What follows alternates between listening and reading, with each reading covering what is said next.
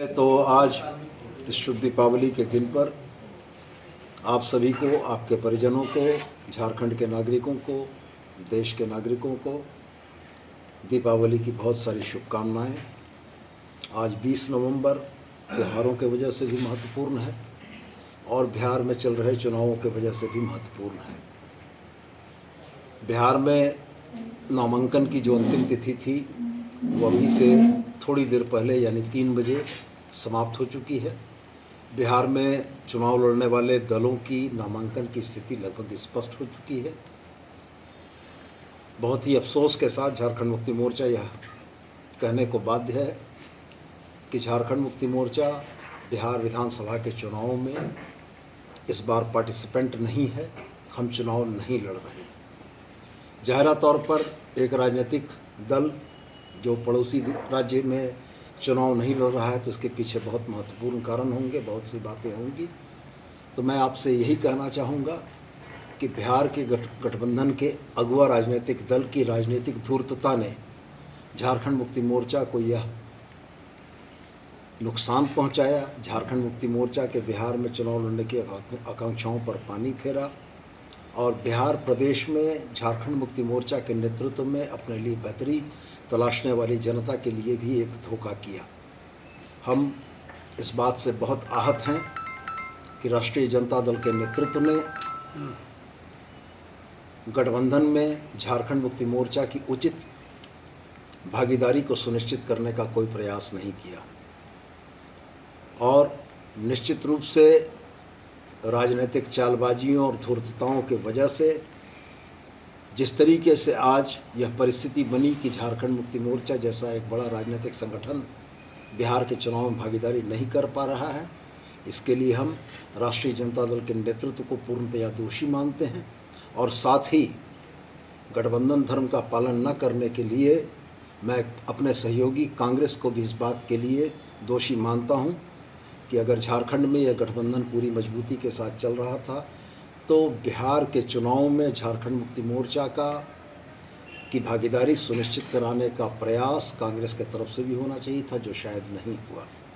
और निश्चित रूप से चुनाव परिणाम क्या आएंगे ये तो भविष्य के गर्त में है, लेकिन जिस बिहार विधानसभा के चुनाव में झारखंड मुक्ति मोर्चा इंडिया गठबंधन का, महागठबंधन का एक मजबूत हिस्सा बनकर एक बेहतरीन परफॉर्मेंस कर सकता था, उसको राजनीतिक षड्यंत्रों के तहत इससे वंचित किया गया है और हम इसकी भर्त्सना करते हैं। बिहार में आप चुनाव लड़ेंगे या नहीं लड़ेंगे? जेएमएम लड़ेगी या नहीं? मैंने बहुत स्पष्ट कहा कि आज 20 तारीख 2 वजहों से महत्वपूर्ण है। पहला यह कि आज दीपावली है और दूसरा यह कि दूसरे चरण के नामांकन की तिथि 3 बजे समाप्त हो चुकी है और मैं आपके समक्ष पौन घंटे के बाद बैठा हूँ। जब नामांकन की तिथि समाप्त हो गई तो ये बहुत स्पष्ट है कि बिहार विधानसभा के चुनाव में झारखंड मुक्ति मोर्चा पार्टिसिपेंट नहीं है। सीट शेयरिंग में जेएमएम का ज़्यादा डिमांड था और वो पूरा नहीं होने के कारण क्या मामला अटका है? नहीं। कितने सीटों की मांग थी?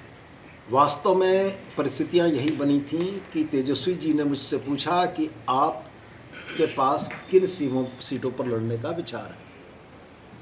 हमने बहुत स्पष्ट उनसे कहा कि विगत 3 चुनावों से झारखंड मुक्ति मोर्चा ने बिहार में चुनाव नहीं लड़ा है। 2015 के चुनाव में राजद को मदद पहुंचाने के उद्देश्य से राजद के द्वारा बताई गई सीटों पर हम लोगों ने कैंडिडेट उतारे थे। 2020 के चुनाव में हमने स्पष्ट बताया कि 3 सीटों को देने की सहमति बनी थी, जिसको आखिरी समय में बदल दिया गया। हमने तेजस्वी जी को 28 वैसी सीटें बताईं जिन सीटों पर बिहार में ट्राइबल वोटर्स सिग्निफिकेंट हैं। हमने उनको बताया कि इन 28 सीटों में से 22 सीटें आप हारे हैं और एक मार्जिनल छोटे से अंतर से हारे हैं। हम लोगों ने उनको यह समझाया था कि झारखंड मुक्ति मोर्चा आपके गठबंधन का जब यहाँ पार्ट होगा तो वैसी स्थिति में जो एसटी मतदाताओं का रुझान एनडीए की तरफ है उसको हम लोग इंडिया गठबंधन की तरफ लाने में कामयाब होंगे और निश्चित रूप से सीटों के कन्वर्जन में झारखंड मुक्ति मोर्चा की एक बड़ी भूमिका होगी। हमें भी इस बात का आश्वासन मिला कि वो हमारे नेता हेमंत सोरेन जी से बात कर लेंगे और ये बात करने का सिलसिला, यह प्रक्रिया लगातार चलती रही। कभी कांग्रेस से गठबंधन की बातें आती थी कि उनसे बात चल रही है, इसके बाद आपसे बात हो जाएगी। कभी वीआईपी पार्टी के सहनी जी की बात चलती रही, कभी लेफ्ट पार्टीज़ की बात चलती रही, कभी इंडिया इंक्लूसिव पार्टी के नाम से एक नई पार्टी जिसका नाम शायद आप भी नहीं जानते होंगे, उसको भी एकोमोडेट करने की बात चलती रही। लेकिन बड़ा दुर्भाग्यपूर्ण यह रहा कि जिस इंडिया गठबंधन का एक मजबूत भागीदार झारखंड मुक्ति मोर्चा है, उसके दावों को खारिज किया गया। और इसमें मैंने स्पष्ट कहा आपको कि मैं राजद को जितना दोषी मानता हूं, मैं यह भी दोषी मानता हूं कि कांग्रेस की भी इसमें भूमिका रही है।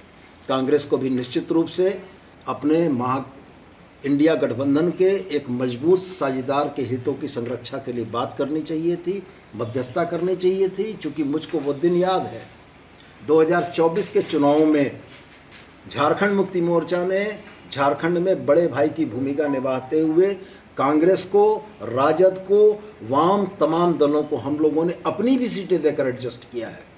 आज वाम के जिन 2 सीटों पर विजयी हुई है, निरसा और सिंदरी, आप ऐतिहासिक आंकड़े उठाकर देख लें, वहाँ पर पिछले चुनावों में दूसरे स्थान पर झारखंड मुक्ति मोर्चा था। और वैसी भी परिस्थिति होने के बाद हम लोगों ने निरसा और सिंदरी उनको दिया और गठबंधन धर्म का पालन किया।